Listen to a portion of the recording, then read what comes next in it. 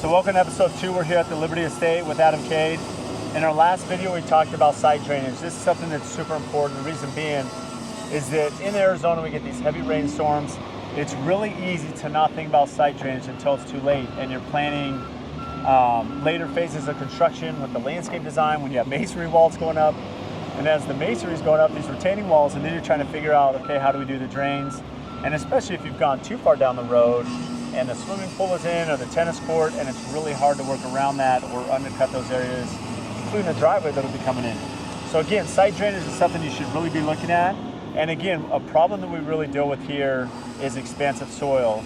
And Adam's gonna go through essentially what the expansive soil is, the precautions to take, how that can impact the build, and then go through where we're at in the schedule phase. Okay. So right now, we are in the basically the pre-construction or the rough grading for this lot.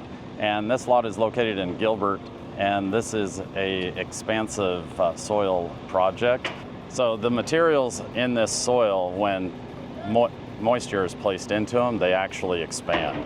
So we have to be careful when we're constructing a project like this to make sure we have the moisture content before we construct, so that it's not over compacted and too dry, and when moisture is added to the lot during a rain, that the soil would expand and heave the project. Now, one thing that's a little tricky, you'll see them out here, you have the hoses running, right? And there's two parts to that. I mean, one, we have the dust control.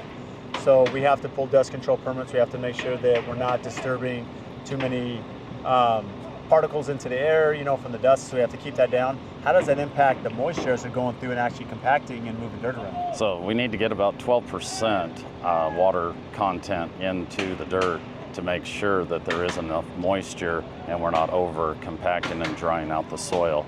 Actually, we're doing the over excavation right now, but once we are done with over excavation and compaction, we will come back in and scarify the lot one more time and add moisture to it to ensure that we have a proper moisture content. So when you talk about over excavate, explain how deep we're going and essentially what over excavate is for anyone that may not know. So wherever the pad, the house is being constructed, and 5-foot blowout from that area, we go 2 feet below footing and excavate the dirt out. We're pulling out all the dirt. 5 feet past the house, 2 feet below the footing, it's all coming out. And then we're building it back 1 foot at a time. We have a soils engineer come out and do compaction testing and water testing to make sure that we're at the proper spec. Because there's 2 points to that. So by cutting deeper and wider than the house, now and layering it, you're making sure compaction, moisture is correct. So that's gonna help heaving, it's gonna help settling. I mean, all these different factors that can happen, you know, here on these homes. Yes, correct. Now, in addition to that, when you think about scarify, you come back and, okay, we've layered it back. I think it's pretty straightforward for anyone listening. As they're layering back, what does that mean as you come and now do scarify on the top? So scarifying is where we're gonna go in and we're going to dig kind of small trenches about 6 to 8 inches deep so that the water will go into the soil. A lot of this expansive soil has clay materials in it, and the water will want a pond. So if we open up those pores in the soil, we can get water to drain properly, so or soak in. Essentially digging channels, you're flooding it. Correct. So now it's soaking in, it's bringing in that water, and now it gets to the happy medium, if you will, where it needs to be testing-wise. Correct.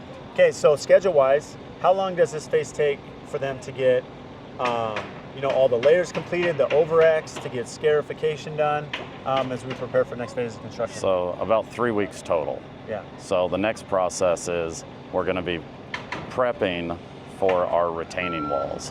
So once they're complete with the over excavation recompaction, we will have everything excavated so that we can place footings for retaining walls for both the basins and the trampoline pits. And then from there, after we get retention basins, what's next? So after retention basins and we backfill again, we'll be ready to dig the pool. So we would want to put the pool in prior to the construction of the home. That way we've got everything coordinated. Plumbing is not in the building pad area, and we're ready to go. And the reason being, you know, is as mentioned, there's these phases, right? And over time, as you build so many houses like Adam's done for a long time, we don't give away his age on here, but he's been doing it a long time. In fact, truth be told, for those of you that kind of know our story, Adam trained me out of college. So Adam and I have been working together almost 20 years, and he trained me out of college, and here we are now So his expertise, I mean, this phasing is really important. Even with the flat lot where we have access, so a lot of you that have followed our channels know that on a hillside, we typically put the pool in first because of access.